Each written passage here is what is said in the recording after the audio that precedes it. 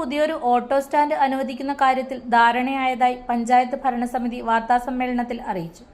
ജോസ്കോ ജ്വല്ലറിക്ക് സമീപം പഞ്ചായത്ത് ഓഫീസിലേക്ക് പോകുന്ന റോഡിന്റെ അരികിലാണ് പുതിയ ഓട്ടോ സ്റ്റാൻഡ് അനുവദിക്കാൻ തീരുമാനമായത്. ഇത് സംബന്ധിച്ച് ഓട്ടോറിക്ഷ തൊഴിലാളി യൂണിയൻ ഭാരവാഹികളുടെയും പോലീസിന്റെയും യോഗം പഞ്ചായത്ത് ഹാളിൽ ചേർന്നിരുന്നു. യോഗത്തിൽ നടന്ന ചർച്ചകൾക്കൊടുവിലാണ് പുതിയ സ്റ്റാൻഡ് അനുവദിക്കുന്നതുമായി ബന്ധപ്പെട്ട് ധാരണയായതെന്ന് ഭരണസമിതി അറിയിച്ചു. പഞ്ചായത്ത് ഭരണസമിതിയുടെ വാർത്താസമ്മേളനത്തിൽ president Lissamma Thomas, vice president Satheesan Karthikappally, സ്ഥിരം സമിതി അധ്യക്ഷന്മാരായ KD പ്രവീൺ, ലീന വില്യം, ലളിത ബാബു, സെക്രട്ടറി ബിറ്റാജ് തോമസ് എന്നിവർ പങ്കെടുത്തു.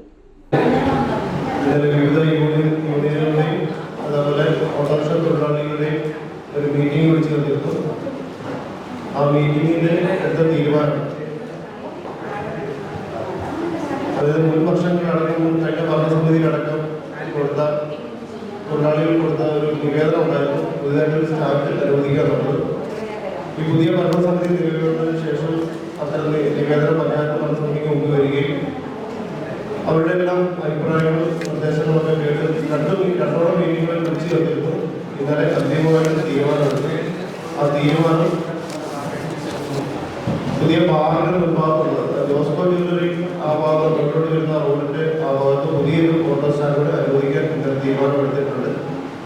നിലവിലിപ്പം 3 ഓട്ടോ സ്റ്റാൻഡുകളാണ് ചെറുപുഴ പഞ്ചായത്തിലുള്ളത്, ചെറുപുഴ ടൗണിലുള്ളത്. അപ്പോൾ 3 സ്റ്റാൻഡുകളുടെ 97 ഓട്ടോറിക്ഷയാണ് നിലവിലുള്ളത്. അപ്പോൾ സ്ഥല അപര്യാപ്തത മൂലം വലിയ ബുദ്ധിമുട്ട് അനുഭവപ്പെടുന്നതുകൊണ്ടാണ് പുതിയതായിട്ടൊരു സ്റ്റാൻഡുകളെ പഞ്ചായത്തിന്റെ ആസ്തിയിലുള്ള റോഡിൽ അനുവദിച്ചിട്ടുള്ളത്. ഇന്നലെ എടുത്ത തീരുമാനപ്രകാരം റൊട്ടേഷൻ വ്യവസ്ഥയിലാണ് ഓട്ടോറിക്ഷ ഇടാൻ വേണ്ടി തീരുമാനിക്കുന്നത്. 3 സ്റ്റാൻഡ് മാർക്കും ഏത് ഓട്ടോറിക്ഷയും ഇടാൻ എന്നുള്ളൊരു തീരുമാനമാണ് ഇന്നലെ എടുത്തിരിക്കുന്നത്. ഏകദേശം ഒരു 12ഓളം ഓട്ടോറിക്ഷയാണ് നമുക്ക് പുതിയ സ്റ്റാൻഡിൽ അതിനുള്ള സ്പേസാണുള്ളത്. അതോടൊപ്പം തന്നെ പഞ്ചായത്തിൽ പുതിയ സ്ഥലം ലഭ്യമാവുകയാണെങ്കിൽ അവിടെ പുതിയ സ്റ്റാൻഡ് നമുക്ക് ഭാവിയിൽ ആവശ്യമുണ്ടെങ്കിൽ അത് അനുവദിക്കാമെന്നൊരു ചർച്ചകൾ നടത്തിയിട്ടുണ്ട്.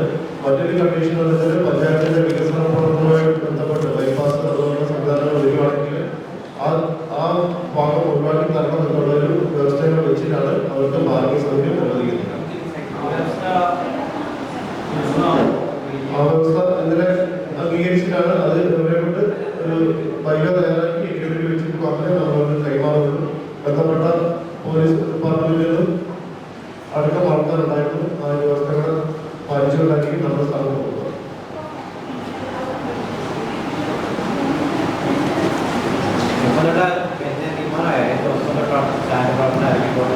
അതിലൊരു ബൈല തയ്യാറാക്കുന്നുണ്ട്. ബൈലുമായി ബന്ധപ്പെട്ട CA ഇന്നലെ സ്ഥലത്തില്ലായിരുന്നു. ഒരു ഡിവൈഎസ്പി വിളിച്ച മീറ്റിംഗ് ഉണ്ടായിരുന്നു. CAയുടെ സാന്നിധ്യത്തിൽ യൂണിയൻ പ്രതിനിധികളുടെ ഒപ്പുവെച്ചതിന് ശേഷം അത് ഒരാഴ്ചയ്ക്കുള്ളിൽ അതൊരു തീരുമാനമാണ്.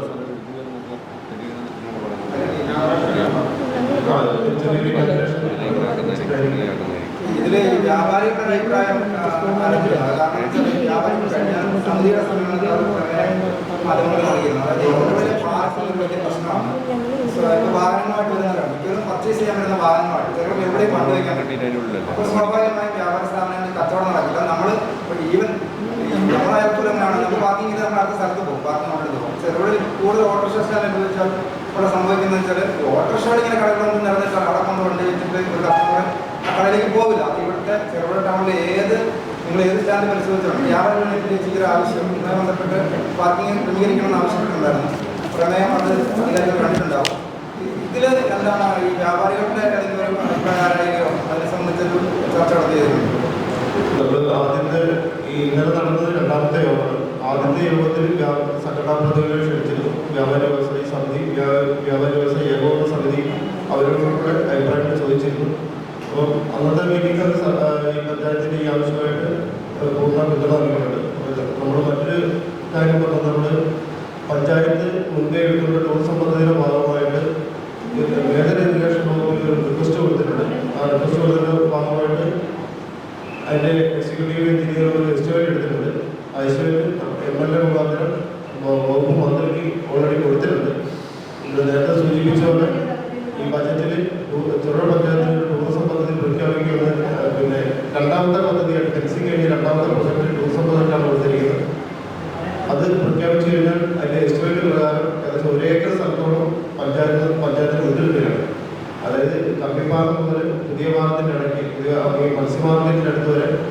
അകറ്റിയെടുത്താൽ പഞ്ചായത്തിന് അധികമായിട്ട് പുറമെ ഒരേക്കർ സ്ഥലത്തോളം ലഭ്യമാകുന്ന എസ്റ്റിമേറ്റാണ് ഉള്ളത്.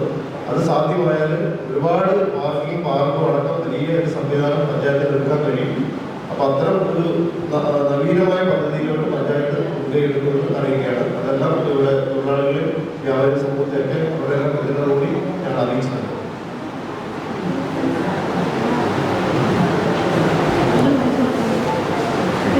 പിന്നെ മറ്റൊരു വിഷയങ്ങൾ ഇന്നലെ പഞ്ചായത്ത് ഹാളിൽ വെച്ചിട്ട് ഒരു ലേല നടപടികൾ കൈക്കൊണ്ടിരുന്നു. അപ്പോൾ പഞ്ചായത്തിന് അപ്പാലം പാർക്കിന്റെ ലേലത്തിൽ പോയിട്ടുണ്ട്.